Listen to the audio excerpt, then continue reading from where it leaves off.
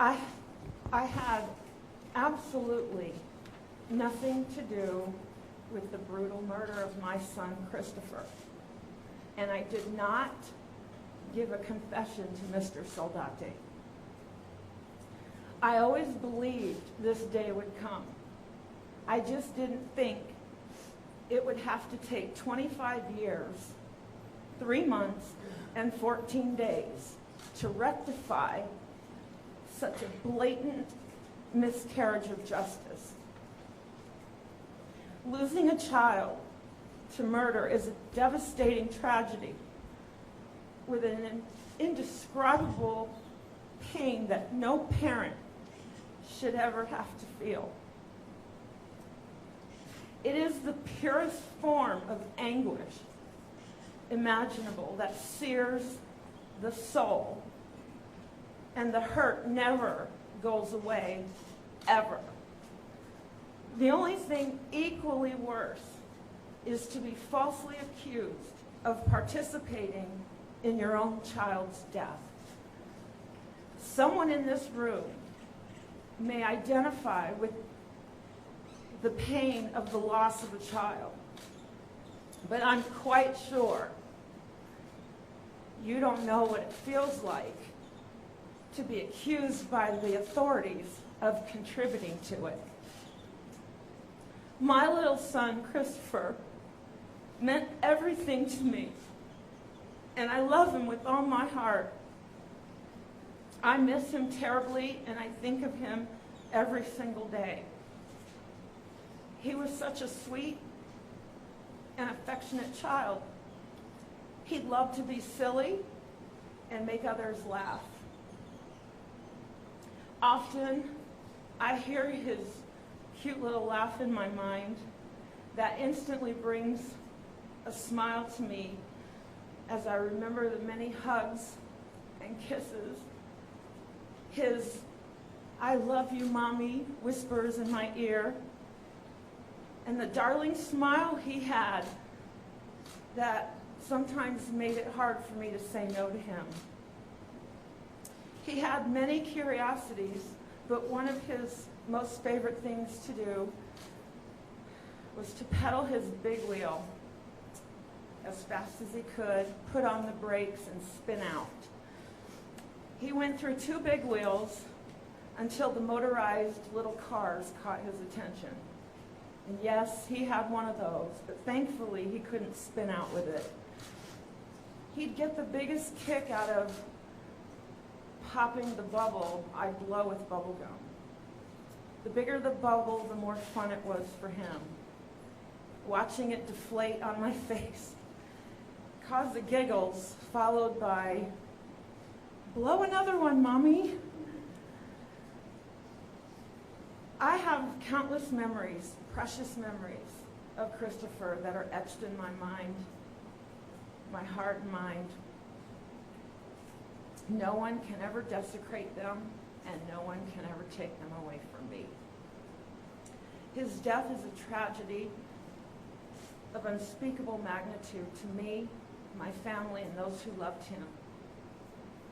He is sorely missed but never forgotten, as he will forever remain the greatest joy and blessing in my life.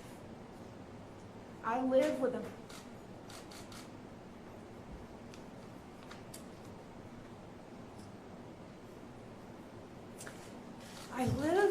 an abiding sense of loss, and a chunk of my heart is gone. But Christopher's spirit is with me always, which is a comfort to the remaining pieces of my broken heart. Being falsely accused of a crime you didn't commit is also a devastating tragedy. Try to imagine that as some of you sit in judgment of me. The prosecution against me was one of a malicious nature. My innocence did not matter in their pursuit of a conviction. Honoring Christopher's memory did not matter in their pursuit of justice. We as U.S. citizens living under the same Constitution, deserve justice. Law enforcement officials are human, and a badge or a law degree does not make them moral. Some of them are corrupt, but many are not. Seeking a conviction at any cost is unconscionable and is not what defines justice. The Chief Judge of the Ninth Circuit Court perfectly stated that, quote, bad cops and those who tolerate them put all of us in an untenable position, unquote. Injustice does not discriminate. What happened to me can happen to anyone, as it has already hundreds of times over thus far across the country. This could happen to any one of you. And if you don't believe it could happen, you're either misinformed or in a deep state of denial. My legal fight pales in comparison to the immense pain in my heart and soul over the cruel death of Christopher. But the unfortunate encounter with Mr. Saldate, who has a long history of lying, fabricating evidence, and violating people's rights, left an indelible impression so traumatizing that I can still hear his life-shattering words.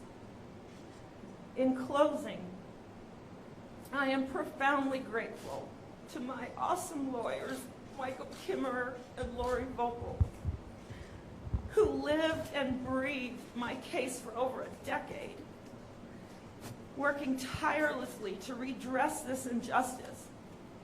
I extend my deepest thanks to the numerous lawyers who helped to restore honor and justice for my son, Chris. I give my heartfelt thanks to Frankie for his years of relentless research and for being the voice for Chris and me.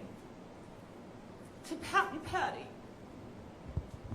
thank you for believing in me and for your unconditional love and support. To my dear mother, for sacrificing so very much and walking with me down this pain-filled road. To Paul, for being an advocate of mine for many years.